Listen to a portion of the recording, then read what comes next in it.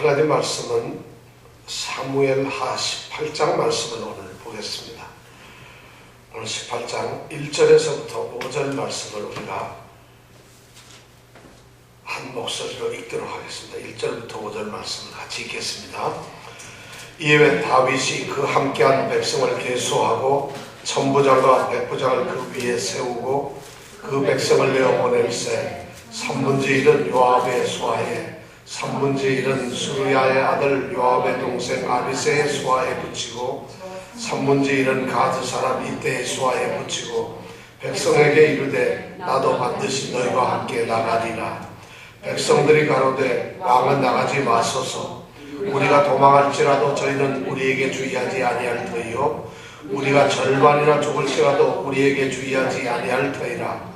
왕은 우리 10,000명보다 중하시오니 왕은 성에 계시다가 우리를 도우심이 좋으나이다.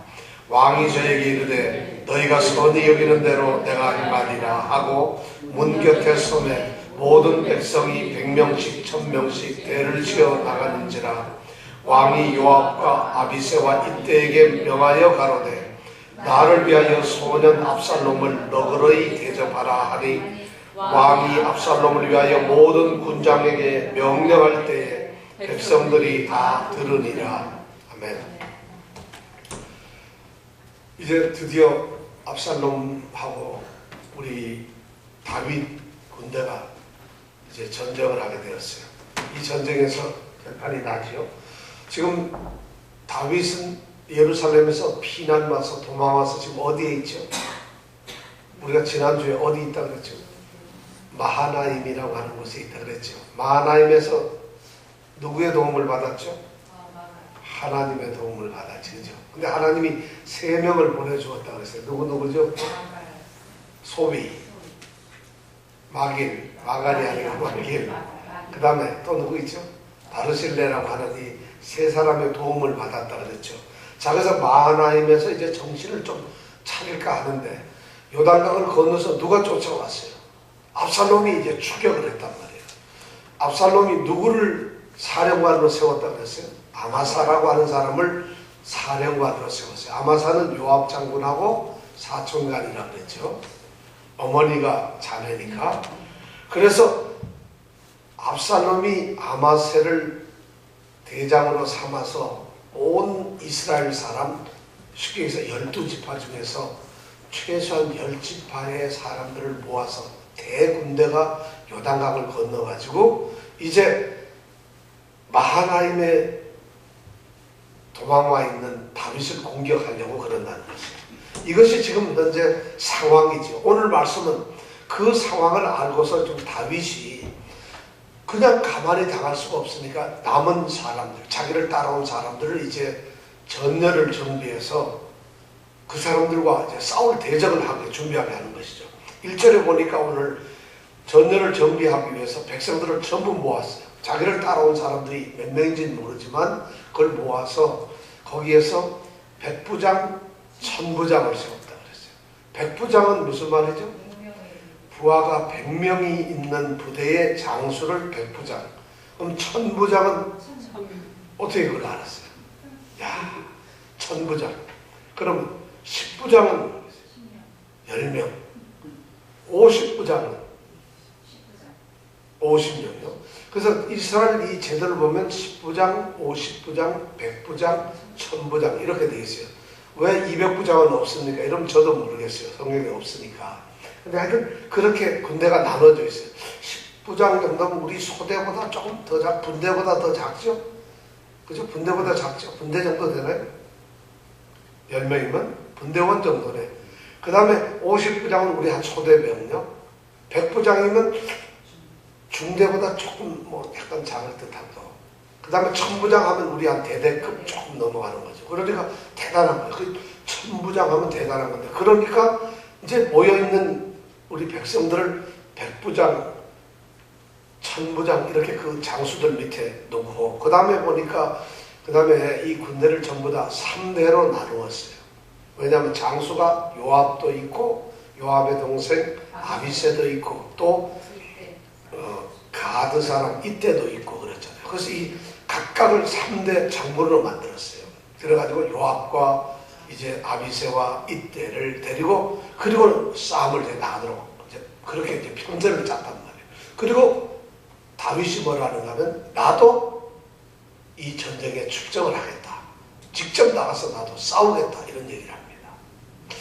다윗이 지금 이 심각한 아주 신중한 이런 상황인데 전쟁인데 다윗이 지금 이때는 나이가 너무 늙었어요. 근데 싸움을 한다니까 백성들이 좀 마음이 안 놓이죠.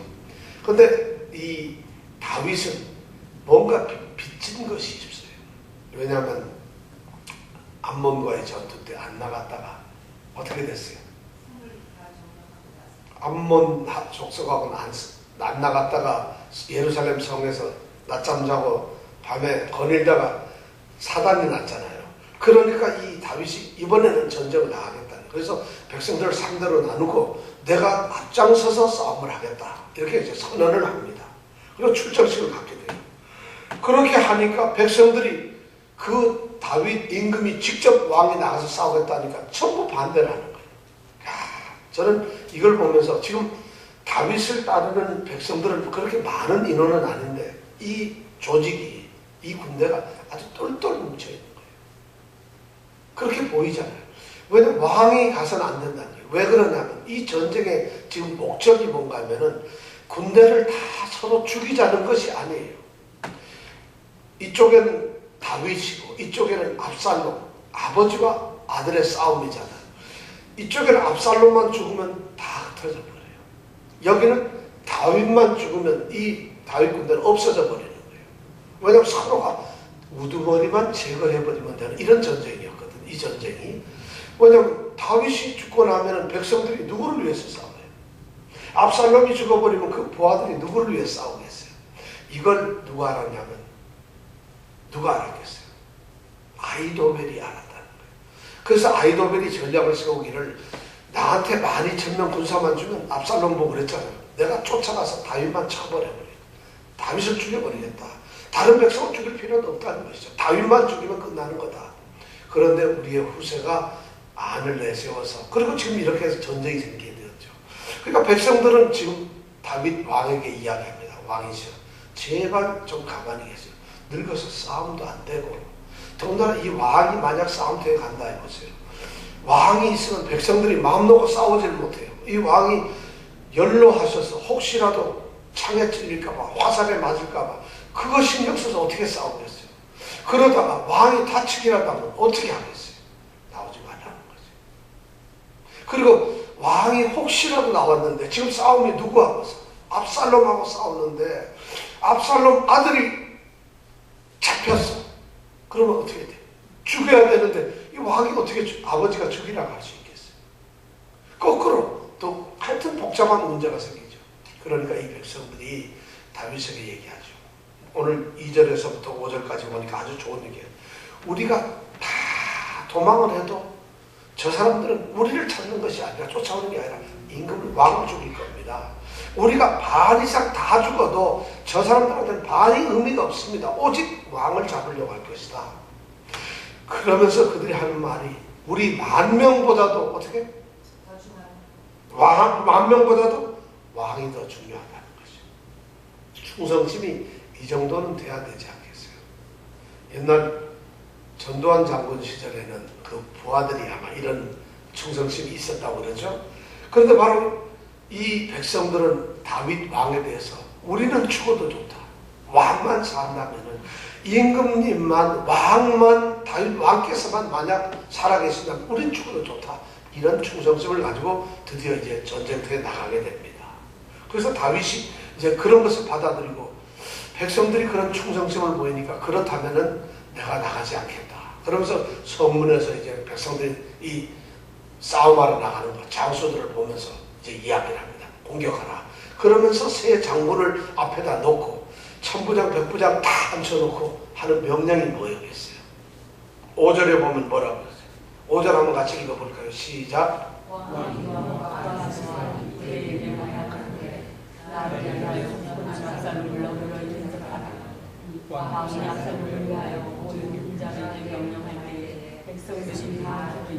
뭐라고 지금 그러는 거죠? 날 위해서 제발 우리 아들, 소년, 여기서 소년하고 애란 말이에요. 이 압살롬은 지금 어른인데 아버지 눈에는 애지요. 그러니까 지금 부정이 있으니까 제발 나를 봐서 이 어린 압살롬에게 너그러이 대접하라. 죽이지 말라. 어떤 일이 있어도 우리 아들 압살롬을 죽이지 마라. 그렇게 하는 거예요.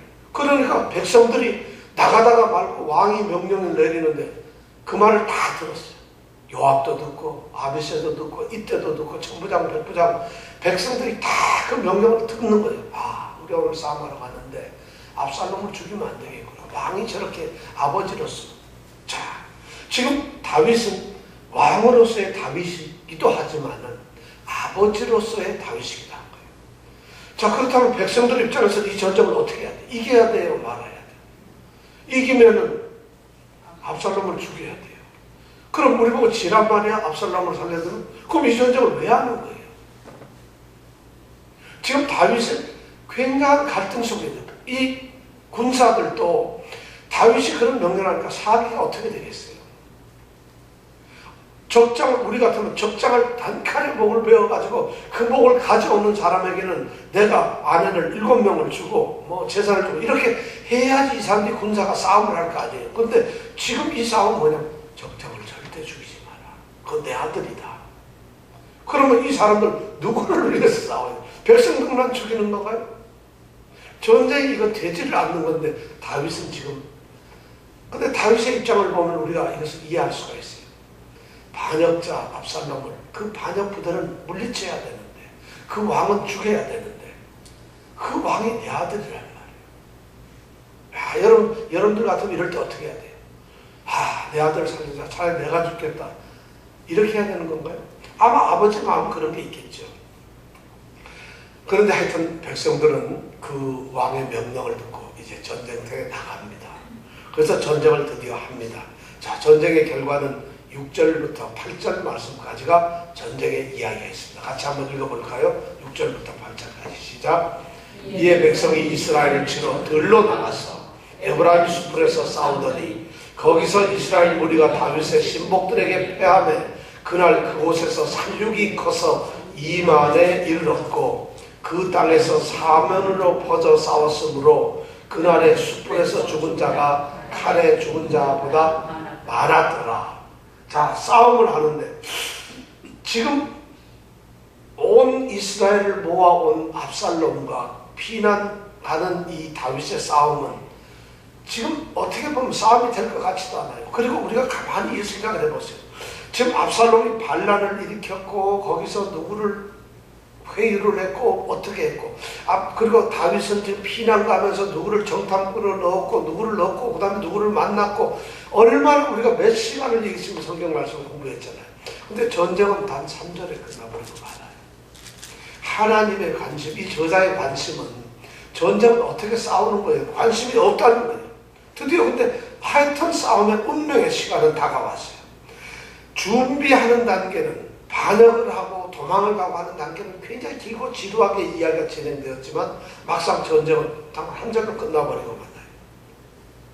그것도 굉장히 빨리 일방적으로 오늘 이 말씀해 보니까 6절에 보니까 이에 백성이 이스라엘을 치러 들러 나가서 백성이 누구를 치러 가요? 6절에 보면 백성이 누구를 치러 가나요? 성경에 뭐라고 되어 있어요? 백성이 누구를 치러 가요? 백성은 어느 나라 사람이에요? 치러 가는 사람은 누구예요? 그러니까 동족이 싸우는데 지금 어디서 싸우느냐? 이 싸우는 장소가 어디예요? 백마고지? 에브라임 숲에서 싸워요. 에브라임 숲이 어디냐면은 바로 이 요단강 동쪽 편에 있는 길르앗에 있는 지금 마하나임 조금 아래쪽에 있는 숲이에요, 거기가. 근데 사실 에브라임이라고 하는 것은 이스라엘의 12지파 중에 하나인데 그들이 가지고 있는 땅은 요단강 서쪽편 예루살렘 위쪽에 있는 그 넓은 땅, 그게 바로 에브라임 땅이에요. 왜냐하면 여호수아가 그쪽 지파잖아요. 그러니까 그 넓은 땅을 가지고 있는데 왜 요단강 건너편에 있는 숲을 이름이 에브라임 숲일까?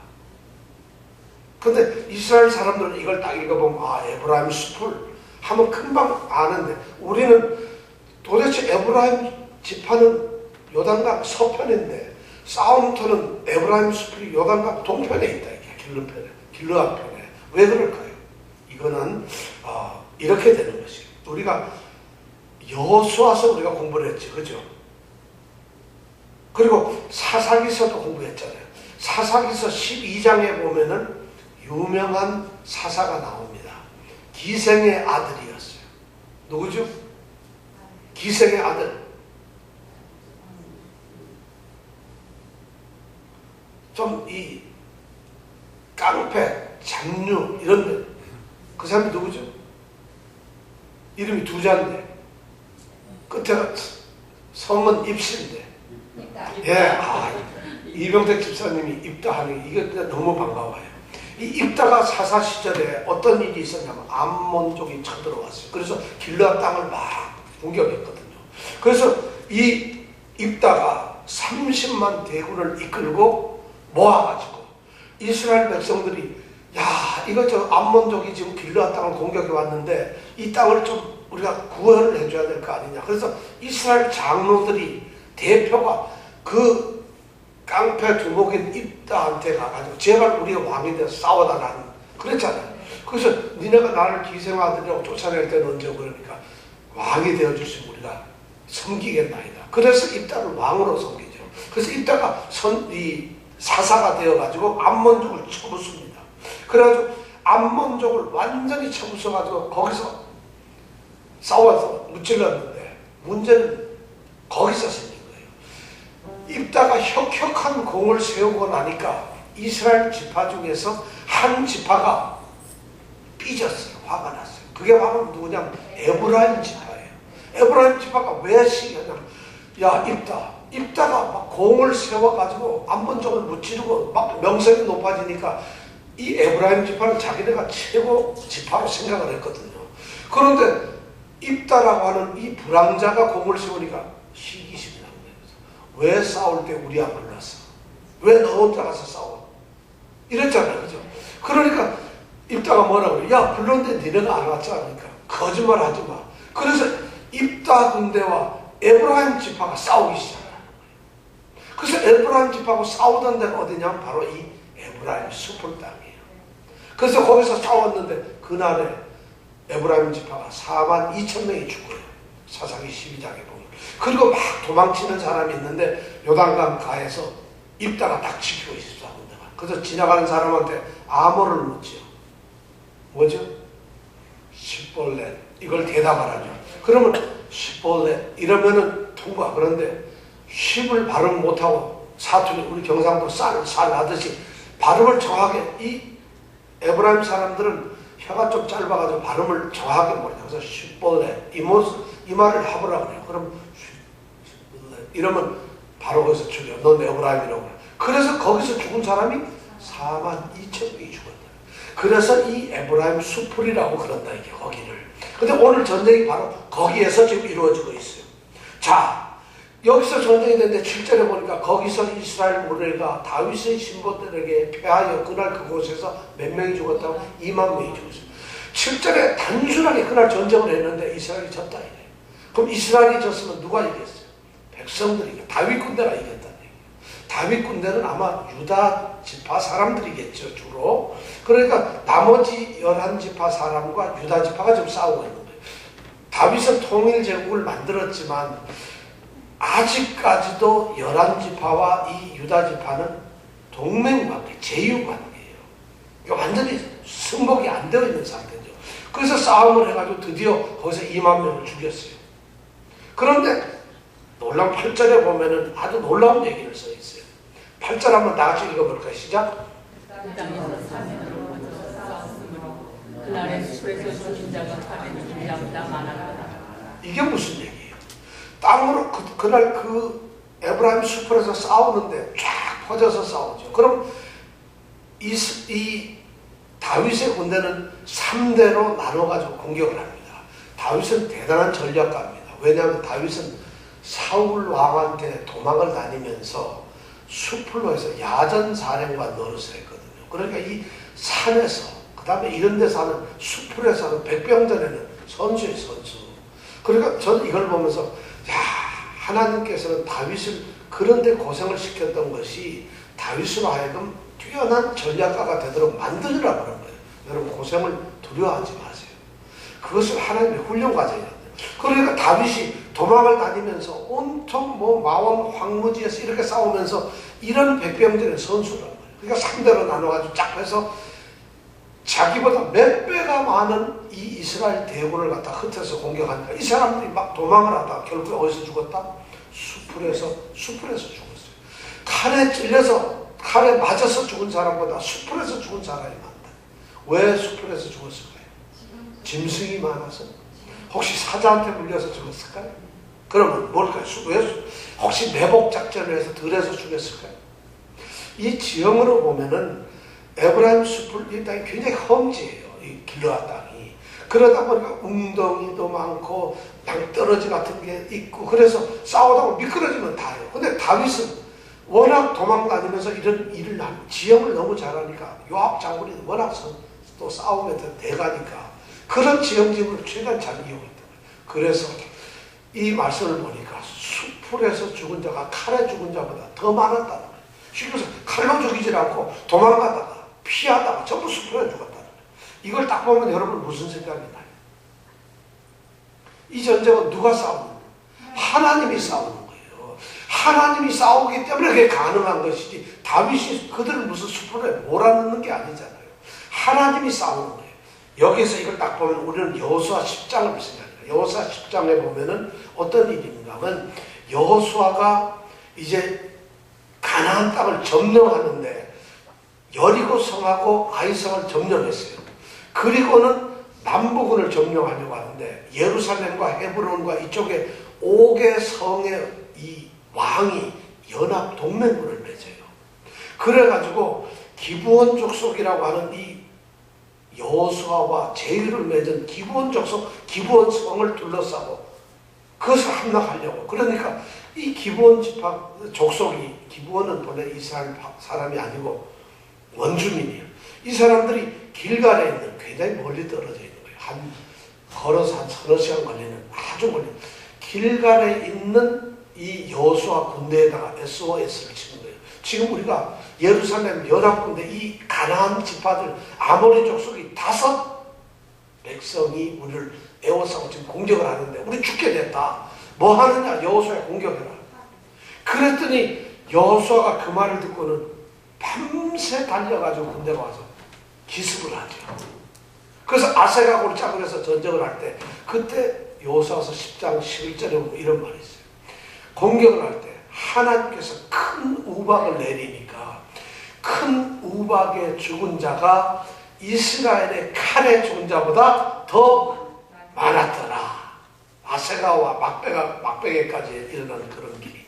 바로 그 말씀이 이 말씀하고 똑같은 거예요.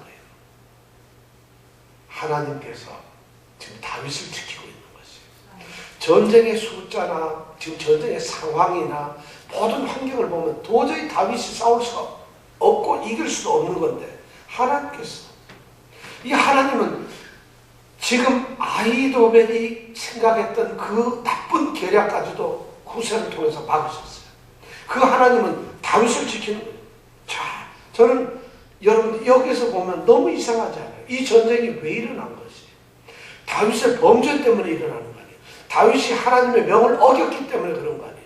다윗이 계명을 어겼기 때문에 하나님의 명령을 어겼기 때문에 지금 하나님께 징벌을 받고 있는, 징계를 받고 있는 거 아니에요? 그래서 아들이 이렇게 반역을 하고 나는 싸움을 갖는 거 아니겠어요? 그런데 하나님은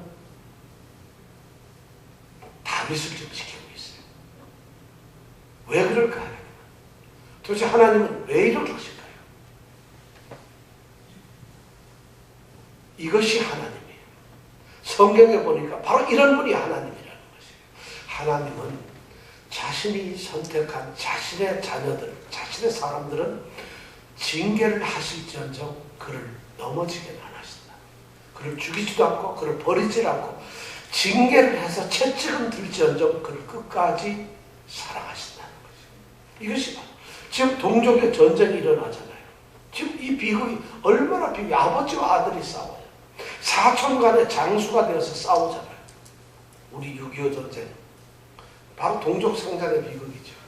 오늘이 5월 18일 5.18 광주항쟁이 일어났던 날이죠. 한국으로 말하면. 그때 똑같은 우리 전라도 사람, 우리 광주 사람들, 전라도 사람들, 그리고 군인들, 이 사람이 다 우리 대한민국 사람들이잖아요. 근데 싸웠어요. 그죠? 뭐 때문에 싸웠을까요? 그런데 왜 싸워가지고 한 명, 두 명도 아니고 우리 현대사에서 전쟁이 아니고 내란도 아니고 아무것도 아닌 데서 사람이 몇천 명이 죽는 이런 5.18 항쟁이 바로 오늘 있었던 거 아니에요. 이광택 씨는 그렇죠? 이정근 집사님은 그 당시에 일을 하다가 혁혁하게 일이 있어서 거기 들어가서 묶여가지고 나오지도 못했다고 참전했다는 게 아니라 묶여가지고 못 나왔다. 늘 그걸 자랑스럽게 얘기를 하는데 몇천 명이 현대사에서 죽었다는 것이 뭐냐? 지도자들의 잘못입니다. 지금 다윗과 압살롬이라고 하는 사람들이 지도자예요. 다윗이라고 하는 한 지도자가 하나님 앞에 범죄를 하니까 죄 없는 백성들이 이렇게 왜 죽어야 되는지도 모르고 2만 명씩이나 죽어가고 있어요. 왜 도망을 가야 되는지, 왜 싸워야 되는지도 몰라요. 다윗을 지키기 위해서 싸우고 압살롬을 지키기 위해서 싸워요. 그들에게 다윗을 지켜서 남는 것이 뭐가 있어요? 뭐가 유익해요? 압살롬을 지킨다 해서. 이런 전쟁들이 하나님의 징계 속에서 지금 이루어지는데 하나님은 그 다윗을 지키고 계시다. 붙들고 계세요. 그러니까 전쟁을 하나님이 하신 거예요. 다윗을 그냥 놔두면 그냥 무조건 지고 죽을 수밖에 없는데 세상에 무슨 전쟁이 자기가 싸우다가 넘어져서 구덩이에 빠져 죽고 숯불에서 다 떨어져 죽게 만들어요. 그래서 그렇게 죽은 사람이 예를 들어 여기 2만 명이 죽었다면 그렇게 죽은 사람이 한 19,000명이라는 얘기예요. 그러면 한 1,000명 정도는 칼에 죽었을 것이에요. 이렇게 해서 전쟁은 끝나버리고 말았어요. 누가 이겼어요? 하나님이 이기셨죠. 다윗이 이긴 게 아니라 하나님이 이기셨죠. 하나님이 다윗을 이기도록 하셨죠. 우리 하나님의 자녀들은 반드시 이깁니다. 여러분 고난이 있든 힘들든 하나님께서 자녀로 삼는 사람들은 자녀로 선택하신 분은 절대로 쓰러지거나 넘어지지 않습니다. 지금 다윗이 그렇게 살아가고 있어요. 자, 여기까지 전쟁이 끝났으면 좋은데 압살롬은 도대체 어떻게 됐을까? 2만 명이 죽고 전쟁은 끝이 났는데 압살롬은 도대체 어떻게 됐을까요? 우리가 그 다음 성경을 읽어보겠습니다. 9절부터 15절까지 우리가 교대로 한 절씩 읽겠습니다. 압살롬이 다윗의 신복과 마주치니라. 압살롬이 노새를 탔는데 그 노새가 큰 상수리나무 번성한 가지 아래로 지날 때에 압살롬의 머리털이 그 상수리나무에 걸림에 저가 공중에 달리고 그 탔던 노새는 그 아래로 빠져나간지라. 한 사람이 요압에게 구하여 내가 보니 압살롬이 그 나무에 달렸더라. 요압이 그 고한 사람에게 이르되 내가 보고 어찌하여 당장에 쳐서 땅에 떨어뜨리지 아니하였느냐. 내가 내게 은 10개와 띠 하나를 주었으리라. 그 사람이 요압에게 대답하되 내가 당신의 천대를 받는다 할지라도 나는 왕의 아들에게 손을 내지 아니하겠나이다. 우리가 그렇거니와 왕이 당신과 아비새와 이때에 명하여 기스를 삼가 누군 손을 압살롬을 하지 말라 하셨나이다. 아무 일도 왕 앞에는 숨길 것이 없나니 내가 만일 거역하여 그 생명을 해하였다면 당신도 나를 대적하였으리이다. 요압이 그러되 나는 너와 같이 지지할 수 없다고 손에 작은 참새를 가지고 가서 상수리 나무 가운데서 아직 살아있는 압살롬의 심장을 찔렀지. 요압의 병기를 맡은 소는 열이 압살롬을 에워싸고 쳐 죽이니라. 압살롬이 누구 손에 죽나요? 요압이 어떻게 죽여요? 네. 심장을 누가 죽습니까? 압살롬이 죽어요. 압살롬은 죽어서는 안 되는 거죠. 왜? 왕의 명령인데. 압살롬이 자 드디어 요압과 압살롬은 너무나 사이가 좋은 사이였어요. 압살롬이 요나답의 꿰매 빠져서 암몬을 죽이고 도망을 그슬 땅으로 자기 어머니의 나라로 도망을 갔죠. 그런데 그걸 중재하고 데려온 사람이 누구예요? 요압 장군이에요. 근데 요압 장군이 지금 누구를 죽였어요? 압살롬을 죽였어요. 왕의 명령이 있음에도 불구하고 요압은 정말 오히려 정말 다윗 왕에게 있어서는 요압은 개예요, 개. 충견이에요, 충견. 그냥 다윗을 위해서 목숨을 버리는 사람이에요. 이러기가 쉽지 않거든, 그죠? 그 옛날 이스보셋하고 다윗이 다툴 때 그때 이스보셋의 장군 아브넬이 있을 때 아브넬을 죽인 사람이 요압 장군이에요. 오늘 여기서 압살롬을 죽인 것이 누구예요? 또 요압이에요. 요압은 적이 된다면 가차없이 죽여버리는 누구를 위해서? 오로지 다윗을 위해서. 여러분 이게 충성스러운 사람이죠. 그런데 인류의 역사에 보면은 이렇게 충성스러운 사람, 왕에게 맹종하는 이런 사람은 사실 충신이 아니라는 것이죠. 그렇죠? 왕의 명령을 들어서 죽이지 말았어야죠. 그런데 압살롬은 왜 죽었어요? 압살롬이 어떻게 죽게 됐어요? 압살롬이 우리가 상수리 나무에 뭐가 걸렸어요?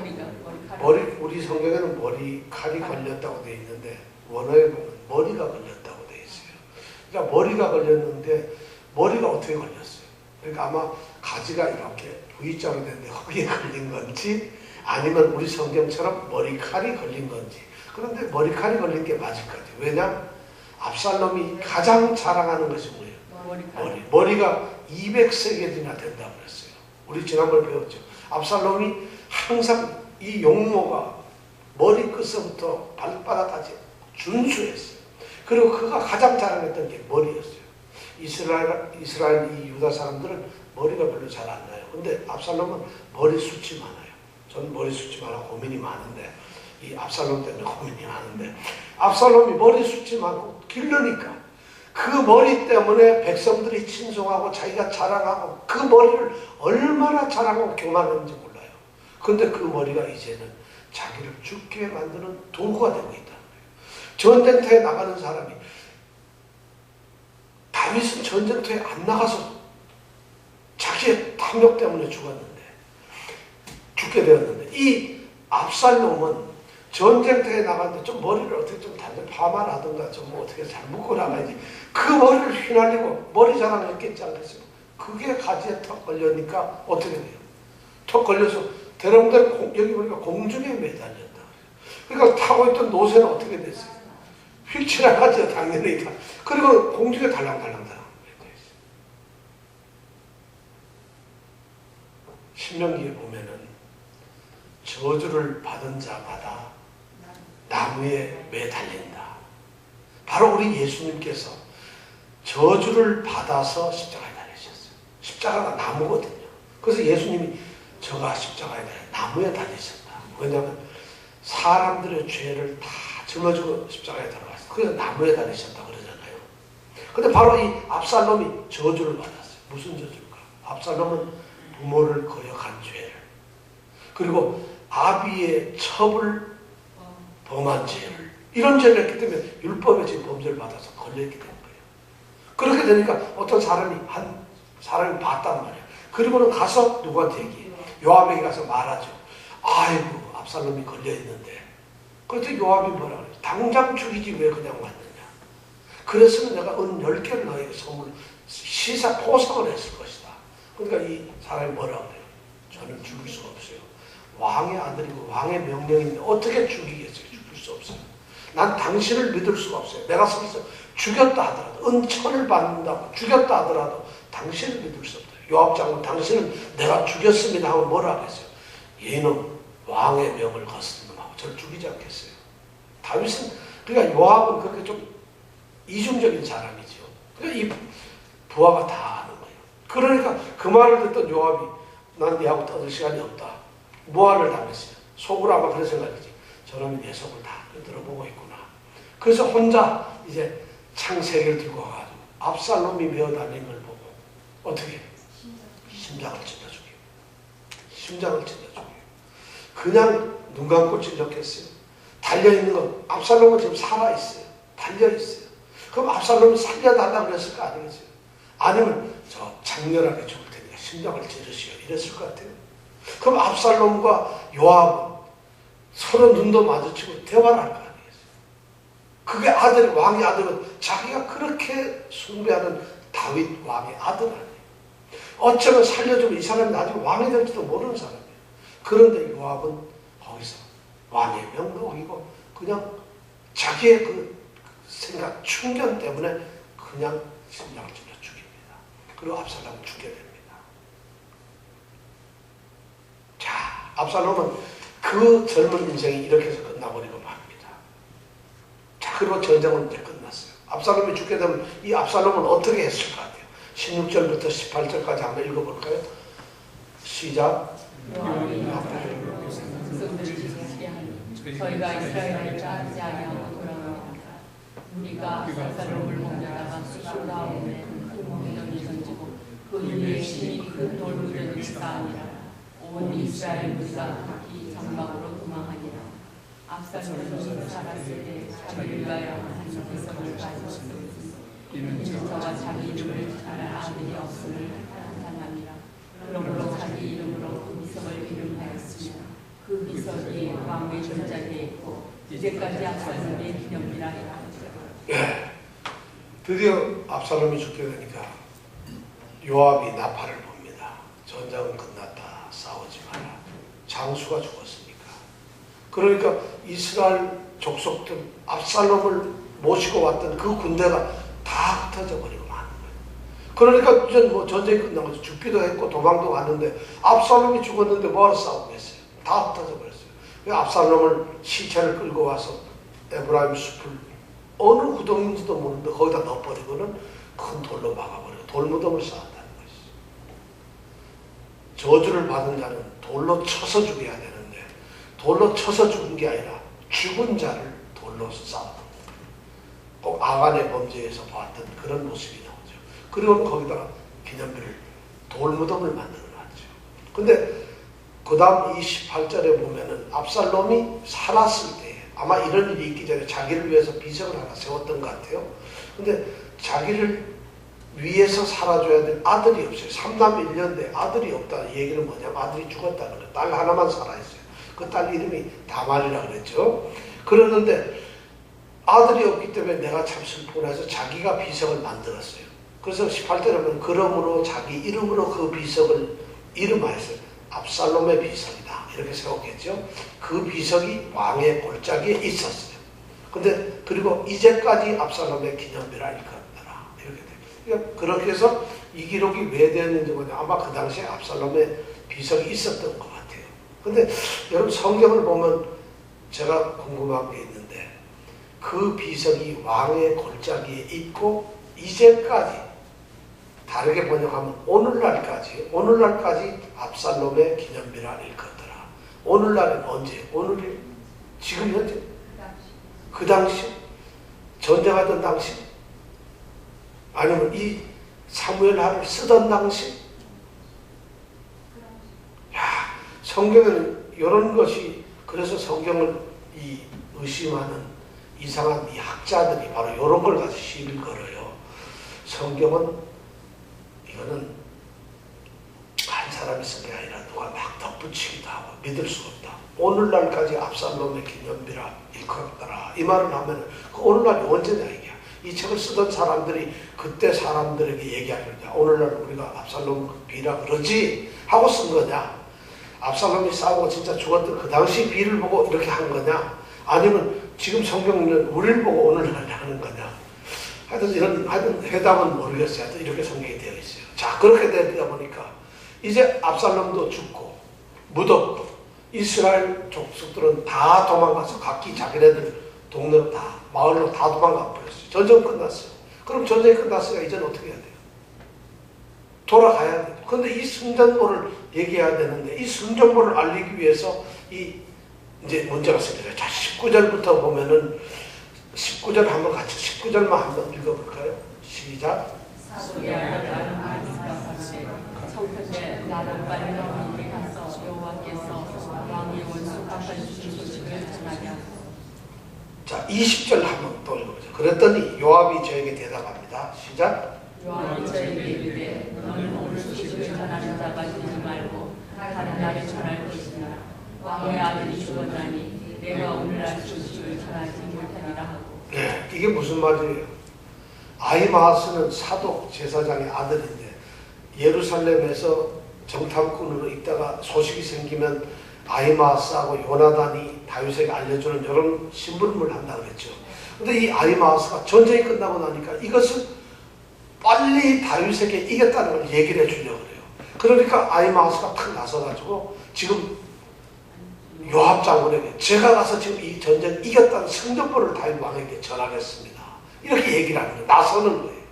그랬더니 요압이 아서라 그러지 말라. 지금 가면 너는 죽는다. 다윗 왕의 아들 압살롬이 죽었는데 네가 가서 뭘 하냐. 압살롬 죽었습니다 하면 왕이 좋아하겠다. 너 이런 소리 얘기했다. 넌 단칼에 죽는다. 네가 지금 천지 몇 동으로 소식을 전하러 간다니 하고 요압이 지금 말리고 있는 것이에요. 지금 장면은 그거예요. 왜 그런 문제가 생겼는가? 여러분 가만히 생각해 보세요. 전쟁 동을고 했을 때 지금 전쟁 너무 쉽게 빨리 끝났어요. 하나님이 도와주시니까 전쟁은 쉽게 끝났어요. 이겼어요. 근데 지금 요압에게 가장 힘든 것은 이기고 난 다음에 이긴 것을 어떻게 다윗 왕에게 보고할 것이냐. 사실 전쟁은 싸워서 이기는 게 간단하잖아요. 자, 자기가 지금 싸워서 이겼던 적이 누구예요? 압살롬이에요. 그리고 자기가 죽인 사람이 누구예요?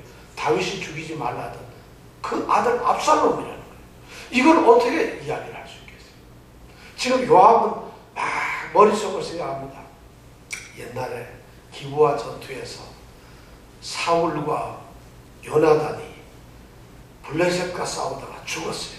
그런데 아말렉의 한 소년이 그 전쟁 죽은 걸 알고 뛰어와가지고 다윗에게 와서 왕이시여 지금 사울 왕이 죽었습니다. 전사에. 그랬던 거 있죠. 그때 사울이 다윗이 뭐라고 했어요? 이놈 네가 뭘 잘못했다고 그 아말렉 소년을 죽여버렸어요. 지금 사울 죽은 걸 이 소년은 그렇게 하면 상 받을 줄 알았는데 천만에.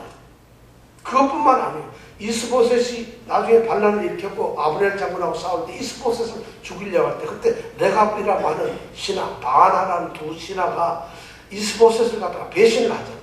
그래서 이스보셋, 사울의 아들 이 이스보셋 목을 쳐가지고 그 목을 들고서 다윗에게 찾아왔어요. 항복을 했단 말이에요.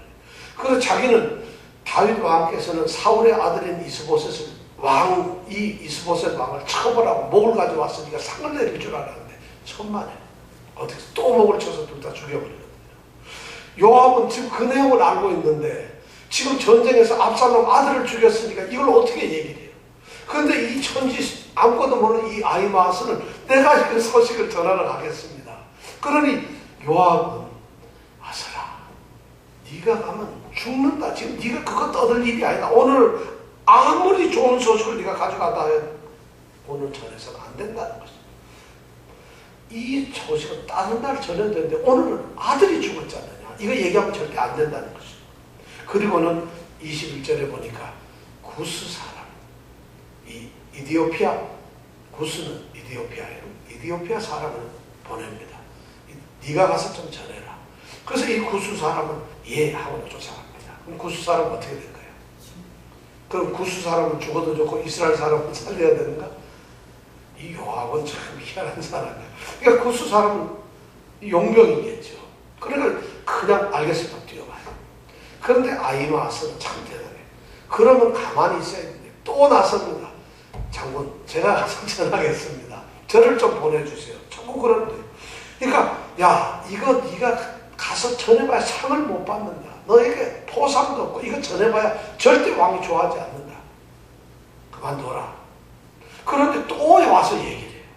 3번, 4번 와서 이 아히마아스가 소식을 전하겠다. 그러니까 요압이 너의 운명은 여기까지로구나. 알았다 가거라. 이래 됩니다. 그러니까 아히마아스가 숲을 가로질러가지고 구스 사람보다 더 빨리 달려요. 그래가지고 다윗이 성문에서 이렇게 기다리고 있는데 거기에 먼저 가는 거예요.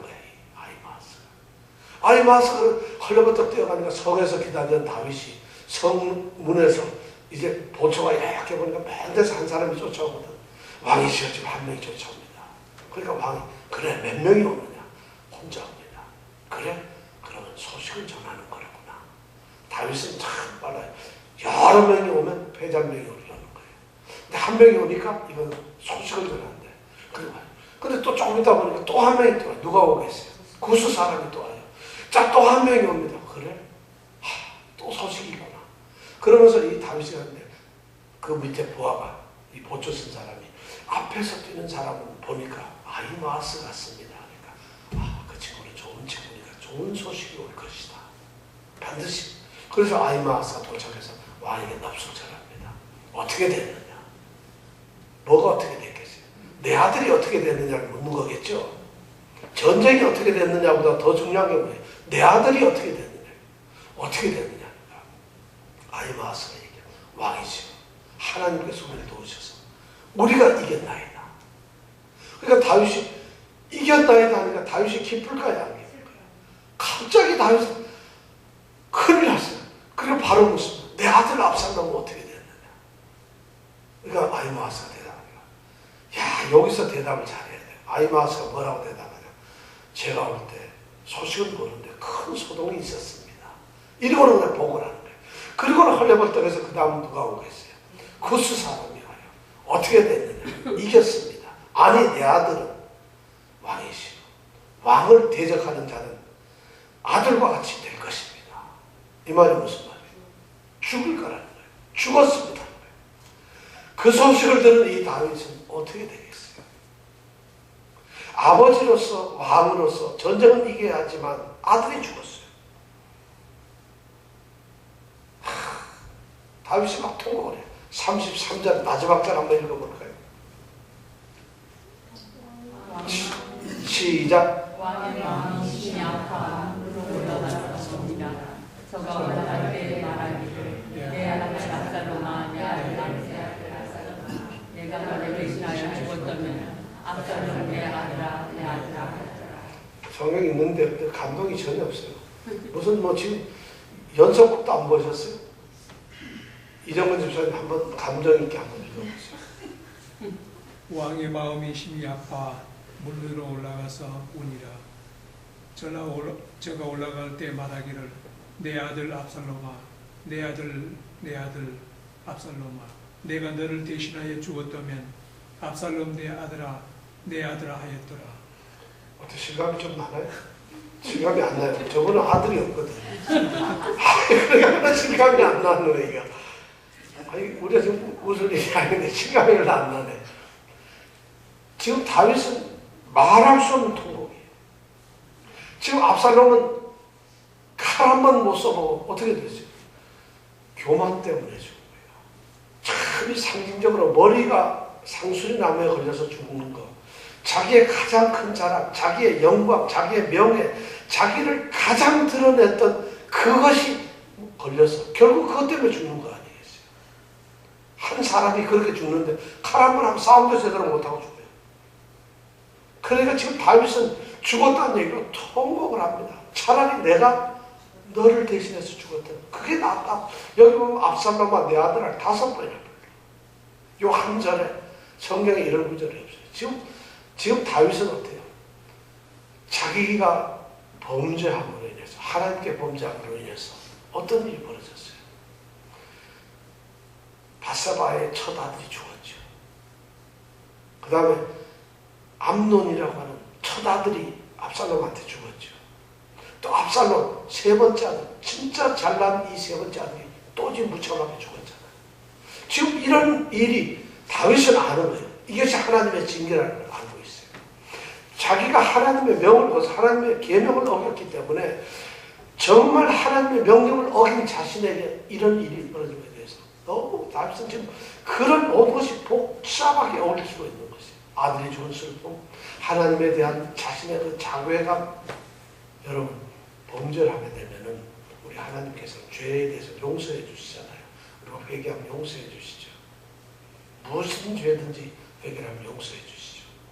그런데 용서는 받지만 죄의 값은 치루어야 될 때가 있습니다. 죄의 대가는 치러야 될 때가 있어요. 그렇잖아요. 예를 들어서 볼게요. 어떤 사람이, 어떤 학생이 마약 중독에 걸렸어요. 그래서 마약 중독을 했는데 근데 그 죄를 뉘우쳤어요. 그 죄는 용서되지만 마약 중독으로 인한 몸이 망가진 그 결과는 그 사람이 책임을 져야 되는 거잖아요. 마찬가지로 죄를 다윗은 지금 그것을 느끼고 있는 거예요. 그러면서 다윗의 머릿속에는 별 생각이 있습니다. 압살롬을 누가 죽였을까? 누가 죽였겠어요? 다윗? 요압? 하나님이 죽이신 거예요. 하나님이 죽이신 거예요. 이 압살롬을 죽인 것은 다윗도 요압도 아니에요. 요압의 수하인 10명 그들이 아니에요. 하나님께서 지금 징계를 하고 계시는 거예요. 하나님이 나단 선지자를 통해서 다윗의 범죄를 보고 뭐라고 그랬어요? 내가 하나님의 명을 가벼이 여겨서 계명을 어겼기 때문에 하나님의 명령을 가벼이 여겼기 때문에 징계를 하는 거예요. 내 이웃이 너의 아내들을 범할 것이고 내 이웃이 칼을 들고 너와 대적을 할 것이다. 그 이웃이 바로 압살롬이었던 거예요. 그래서 압살롬을 죽이게 된다는 거죠. 통곡한 일이죠. 다윗은 아마 이 순간에 이렇게 하나님께서 내게 징계를 내리시는구나. 하나님이 내게 이런 일을 내리고 있구나. 이것이 바로 다윗의 어떤 마지막 이제 몰락해가는 모습이에요. 우리는 다윗이 지금 왕이 될 때까지 다윗의 가장 멋있었던 때가 언제냐? 사울을 피해서 도망을 다니는 광야 시절이 황무지 시절이 가장 멋있었어요. 그때는 다윗은 하나님만 찾았던 사람이고 그 환경 속에서도 원수인 자기를 죽이려는 사울을 용서할 줄 있는 그런 마음을 가졌던 사람. 그리고 수많은 자기를 따른 사람들 여기서 예를 들어서 가나안 땅에 있는 아말렉 쪽을 쳐가지고 뺏으면 자기 동족인 유다에게다 나누어주던 그런 사람이었어요. 근데 그가 왕이 되고 나니까 취하기 시작했어요. 그리고 그가 왕에 잡아서 제국을 만들게 되니까 그는 자기 부하의 아내를 빼앗는 이런 범죄까지 되고 결국은 자기 아들까지 가정이 엉망이 되고 말이죠. 여러분, 고난이 결코 나쁜 것이 아니에요. 가장 중요한 것은 하나님과 가까이 있을 때 가장 좋다. 여러분, 어떤 경우든지 하나님을 놓치지 말라는 거죠. 다윗은 이렇게 해서 18장에 드디어 우리는 13장부터 시작되는 압살롬의 반역이 18장에서 끝납니다. 정말 처참하게 아들이 죽어가는 모습을 통곡하는 이 다윗이 이제 다윗의 운명은 어떻게 될까요? 이 다음서부터 다윗은 왕으로서 모양이 그렇게 아름답지 않아요. 오늘 이 말씀으로 우리가 다윗의 이 압살롬의 반란을 마치면서 우리가 하나님께서 중요한 것을 알아요. 하나님께서는 잘못에 대해서 어떤 징계를 내리신다. 근데 징계를 내리심에도 불구하고 하나님의 백성은 결코 버리지 않는다. 회개하는 사람은 하나님이 받아들인다. 이것을 꼭 기억하시기 바랍니다. 오늘 이 말씀을 마치면서 이제 다음은 19장 다윗의 그 다음 운명은 어떻게 될까 하는 걸 다음 주에 우리가 생각하도록 하겠습니다. 자, 이 시간 같이 기도하겠습니다.